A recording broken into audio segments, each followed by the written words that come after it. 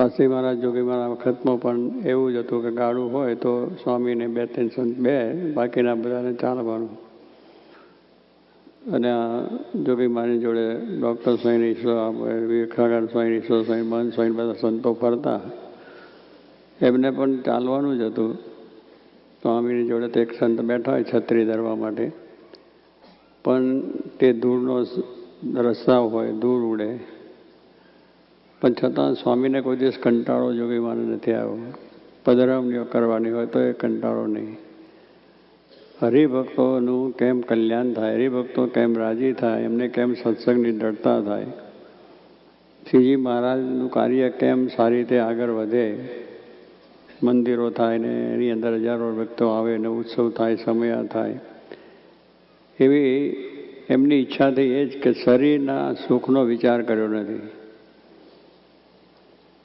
સગવડ અગવડનો પણ વિચાર કર્યો નથી, રહેવા ને માટેનો પણ વિચાર કર્યો છે. ગમે તે મળ્યું, ઝૂંપડામાં તો ઝૂંપડામાં રહ્યા છે, ઝાડ નીચે તો ઝાડ નીચે રહ્યા છે.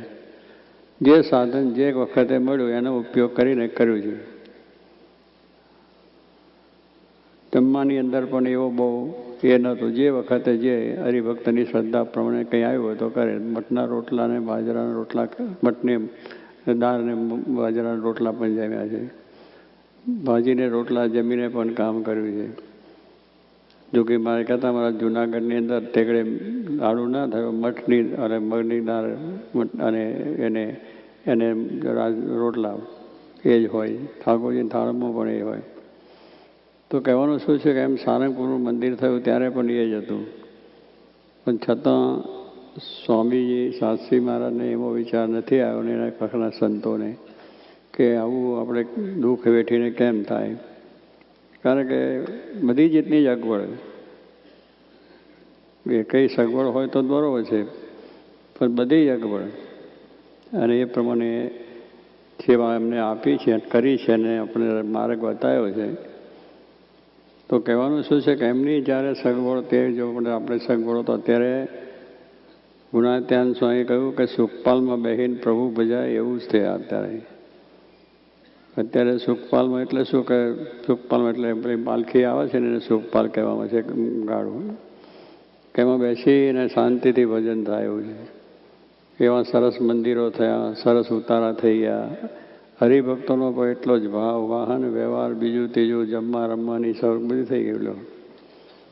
અત્યારે કંઈ પણ છે આપણે બધાને કવા મોટાની અંદર બેસીને એર કન્ડિશન નીચે, લાઇટો, પંખા, બધી સુવિધા આ થઈ રહી છે. એટલે ભગવાનનો પ્રસાદ જમવાની પણ તૈયારી, એ બધું જ કરી આપ્યું છે. એટલે આપણે જે કહીએ છીએ અત્યારની સગવડ અને એમની સગવડની અંદર ઘણો ફેર છે. કંઈ જ સગવડ ન હોવા છતાં જ્યારે કામ કરવું તે બહુ મોટી વાત છે. પૈસાની પણ આમદાની, એટલે પૈસા તે દાડે હરિભક્તો પાસે નહોતા, એટલે ધર્માદો બનવા આવે તો પણ કેટલો થોડો 4 આનાની પધરામણી થાય, 8 આનાની પધરામણી થાય. જોકે મારે કે અમે મુંબઈમાં ગયા, 5 દાદરા ચડાયા પધરામણીમાં, 5 દાદરા. ત્યાં લિફ્ટ નહીં તે દાડે, પગે ચાલીને દાદરા ચડવાના. અને ત્યાં જઈને આપણે પધરામણી થઈ ને આપણે એવી પધરામણી થાય, બોલે આપણે પછી 8 આના મૂક્યા. લો 8 આના મૂક્યા. સ્વામી કે 5 દાદરા ચડ્યા અને 8 આના ઠાકોરજીની ભેટ આવી. પણ એનો એમ નહીં કે 8 આના કેમ મૂક્યા. બહુ સારું, બહુ મોટી સેવા કરી તમે તો, બહુ મોટા. એટલે એક જ ભાવ કે આપણી ઠાકોરજીની સેવા થાય છે અને હરિભક્તોને સત્સંગ થાય છે, હરિભક્તોને બળ મળે છે, એ જ ભાવના. અત્યારે આપણને એવું થયું હોય તો જરા મન એ થઈ જાય, આમ થયું. પણ આટલી બધી અગવડોની અંદર આ કામ થયું છે. અત્યારે બધી રીતે ભગવાનની દયાથી આપણા મંદિરોનું કામ છે એ કેમ કરીને થાય છે એ પણ એ જ જાણે છે. એમને જ કરેલા એમના સંકલ્પોથી જ બધું પૂરું થાય છે. આપણે બધા વિચાર કરીએ તોય મનમાં આવી શકે એમ નથી કે આ મંદિર આવું મોટું કેમ કરીને થાય. મોટા અક્ષરધામ બન્યું, દિલ્હીનું અક્ષરધામ થાય છે ને આ મંદિરો અહીંયા આપણા એમાં શિકાગોમાં થાય છે ને હ્યુસ્ટનમાં થાય છે. બીજા 2-3 કરવાના છે. પણ એ વિચાર આપણે કરીએ કે આ કેમ થશે, શું થશે, પણ એ માટે બધું થાય છે. હરિભક્તોની ઉત્સાહ, ઉમંગ, સેવા, તન મન ધનથી સેવા, તો કહેવાનું શું કે એ સંકલ્પો એમના મોટા છે, એ સંકલ્પોને બળે અત્યારે આપણે કાર્ય કરીએ છીએ. એટલે આપણે તો બહુ સારું છે કે આવી સગવડની અંદર તો જેટલું કામ ધારીએ એટલું થઈ જાય. કે દાડે એવા માઇક નહોતો, માઇક વગર જ બોલવાનું, કેટલો અવાજ કાઢવો પડે તો એમ ના થાય કે આપણું બધું, પણ તે એવી રીતે વાત કરીને પણ ધ્યાન બહાર રસ્તા ઉપર બેસીને જ વાતો કરવાની. ગામડે ગામડે જઈએ તે રોડ ઉપર કે આમ જગ્યા હોય એમાં બહાર અહીં ખુરશીઓ બેસવાનું કંઈ સગવડો નહીં. એટલે આ વસ્તુ છે કે આ પ્રમાણે જ્યારે વિચાર કરીએ છીએ કે જે પરિસ્થિતિની અંદર જે સત્સંગને જે મંદિરો થયા અને સત્સંગ વધ્યો અને જાહો જલાલી વધી છે એ બહુ જ મોટી વાત છે.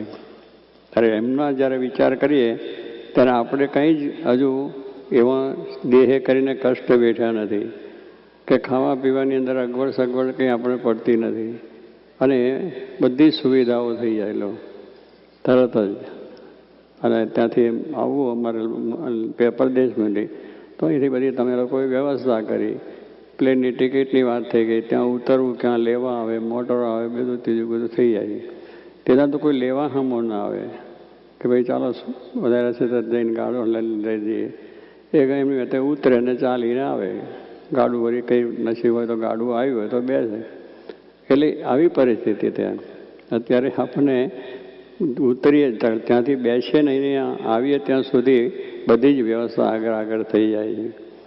એટલે કહેવાનું શું છે કે આ બધું દેહનો ભાવ જો ટળી જાય તો પછી આ કામ કરવામાં કોઈ મુશ્કેલી નથી. મહિમા એક તો ભગવાનના સ્વરૂપનો મહિમા, ભગવાન મળ્યા છે એ મહિમા.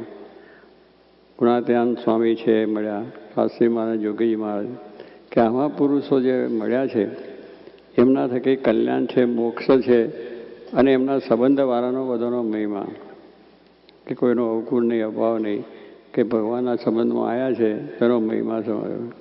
તો કહેવાય કે જો મહિમા સમજાયો હોય તો આ બધી દુઃખ સુખ કે આવી મુશ્કેલીઓ વેઠવામાં કોઈ તકલીફ ના પડે. એના મનમાં એમ ના થાય કે મને મુશ્કેલી પડે કે હો બહુ સારું થયું, બહુ આનંદ થઈ ગયો. ગમે ત્યાં મળી જે સાધન હોય એનાથી આનંદ થઈ જાય. પણ જે મહિમા ના હોય તો કે હાલે ભાઈ આયા કંઈ સગવડો નહીં, કંઈ શું નહીં, એમ બધું થઈ જાય. પણ હોય કે ના હોય, પણ પહેલો વિચાર આપણે કરવાનો છે કે આપણા પરંપરામાં આપણા ભગવાનને ગુરુઓ અને ભક્તો હરિભક્તોએ કેવા કષ્ટ વેઠ્યા છે. હરિભક્તોને પણ જ્યારે સમયા કરવા આવે, મહારાજ ગઢડામાં બિરાજતા હોય કે જ્યાં હોય તો એ પણ પગે ચાલીને આવે. બહુ દૂર ના હોય તો કોઈ દાડો મહિનાથી ઘરેથી નીકળ્યા હોય તે દર ગાડીઓ કે વાહન ચાલીને જ આવતા, પોટલા લઈને ઢેફણા બાંધીને નદી ઉપર ગઢડામાં ઉતરે, ત્યાં ગાડા હોય તો ગાડું છોડે અને ત્યાં બધો સામાન હોવાનું, ત્યાં નાહવાનું, પછી નદીમાં નહીને મહારાજની પૂજપા કરીને ભગવાનના દર્શન કરવા માટે જાય. પણ કોઈ દાડો એમને વિચાર ના આવે કે હો પણ ભગવાન શ્રીજી મહારાજ સાક્ષાત દર્શન થયા. હવે આટલી અગવડ સગવડની અંદર ત્યાં પછી કોઈ ઉતારા નહીં, સગવડ નહીં, જમવાની પણ કોઈ વ્યવસ્થા ના હોય.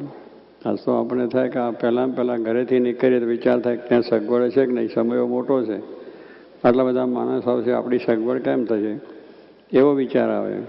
છતાં આજે એવી સગવડો છે કે બધા મોટા શહેરોની અંદર તો શું કહેવાય મોટલ, શું કહેવાય હોટલ કે ને આપણે, એવી બધી સગવડો ત્યાં દેશમાં પણ છે. એટલે એની અંદર ઉતરીને પણ આ સમાગમ કરી શકીએ છીએ. પણ તે રીતે એ પણ નહોતું.